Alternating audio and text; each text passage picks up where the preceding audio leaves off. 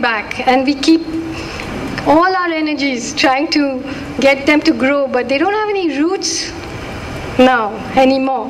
If India was a democracy, a real democracy, if poor people believed that they could go to a court for justice, or they could ask their local MLA, or they could go anywhere to ask for justice for some wrong that had been done to them, there would still be a Maoist party. It would probably have 5 members. You know, it would not have any influence if this was a real democracy. But people know that it isn't. It's every time you withdraw those institutions further and further away from poor people, every time you make it clear that justice is only for those who can afford it, you are creating the conditions for what ought to be an overthrowing of the state. Because a state like this, which tolerates this many dead, which tolerates these levels of corruption, which sells our mountains and our rivers, which disallows us to speak, it surely ought to be overthrown. If this, I mean, a state like this, you know, or reformed or overthrown. Or we are supposed to stand up and clap every time they mine the hell out of the Andhra-Karnataka border. Say, oh, it's okay, the Reddy brothers really should own those borders. You know? I have 2 questions for Arundhati. First, as an ordinary person who perhaps lacks a sense of humor or is ultra-sensitive, and second, as part of a media, corporate or otherwise. First question is, help me understand this joke. You are talking like a Gond tribal, Gond Adivasi. Help me understand this joke. You are talking like a Gond Adivasi. When you are addressing his question, you refer to him as you are talking like a Gond Adivasi, and some of us actually laughed at him. So explain explain the joke to me. And the second, as part of corporate media or otherwise on a lighter note, is how is your definition of corporate media different from Maoist sympathizers? Both sound like Bushisms to me, with us or against us. Okay, well, my saying that the person who said, why are we doing all this work? Why are we running around? Why are we, doing this? To me, I thought there was a great amount of wisdom there in saying, that's why I said you're talking like a Gond Adivasi. I don't know why people laughed, because can I explain that laughter? I think it's because perhaps middle class people feel superior when they are actually not, when they actually become people whose brains have been colonized by television advertisements and have stopped asking themselves, why are we working so hard so that we can buy our new TV and our new car? And when someone actually asks that question, I think it's a profound question. It's not a profound question in the forest, but it's certainly a profound question in the city.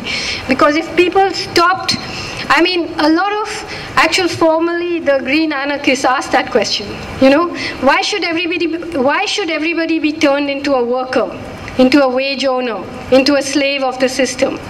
And that is why the resistances that this world cannot deal with are the tribal resistances, because they are outside of that system. They don't understand them, So there's that was that.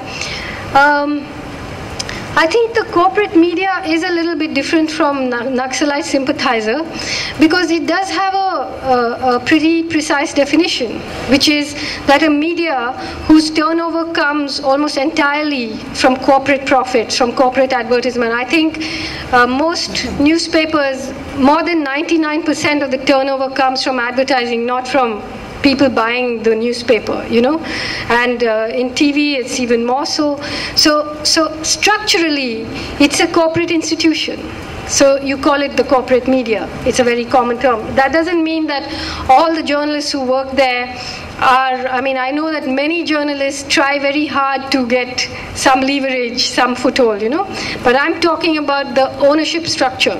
In fact, I strongly believe that the media should be asked to declare the structure of their finances, because you must know if 90% of a newspaper's money is coming from Reliance, it's important for us to know it.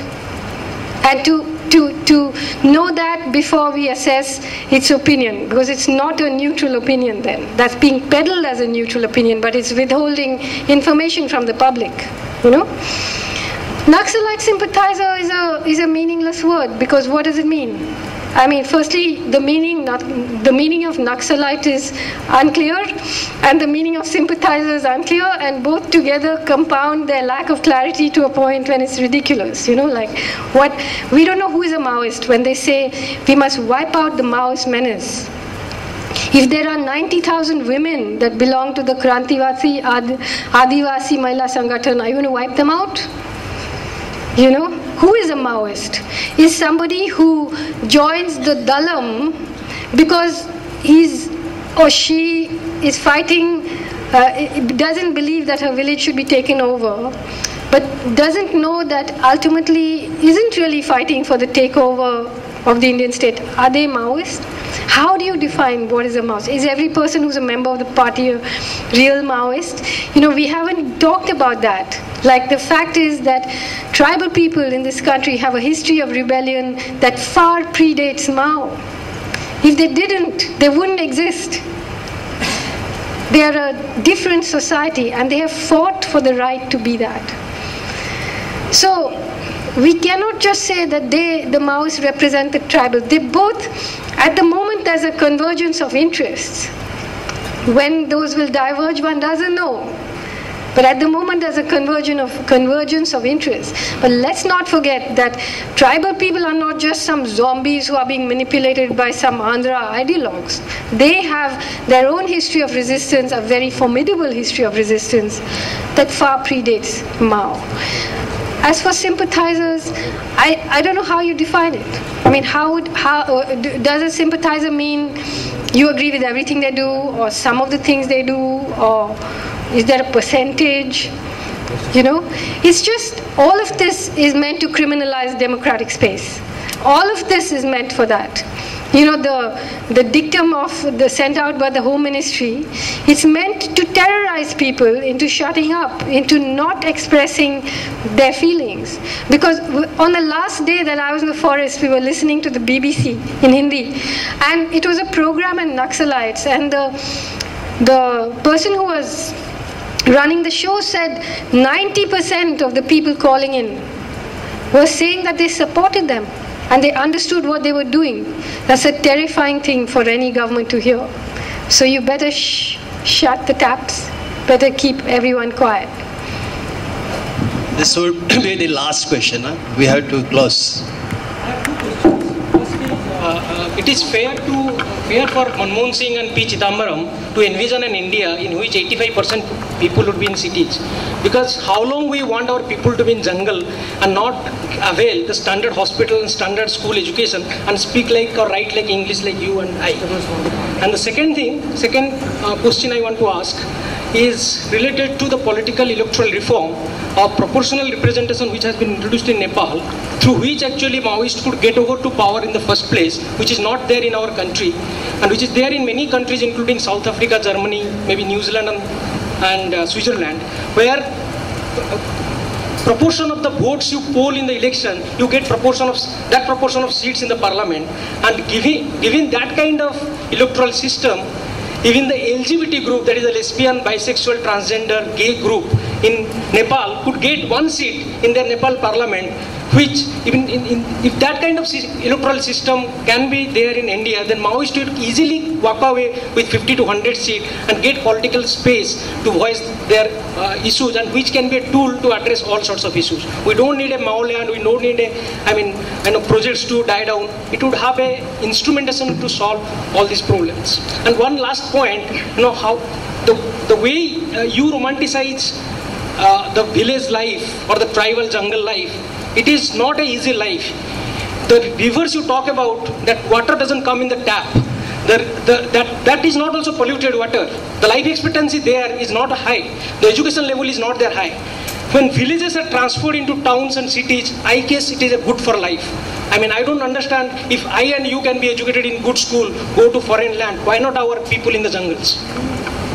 First of all, I think it's absolutely outrageous for you to say that I have not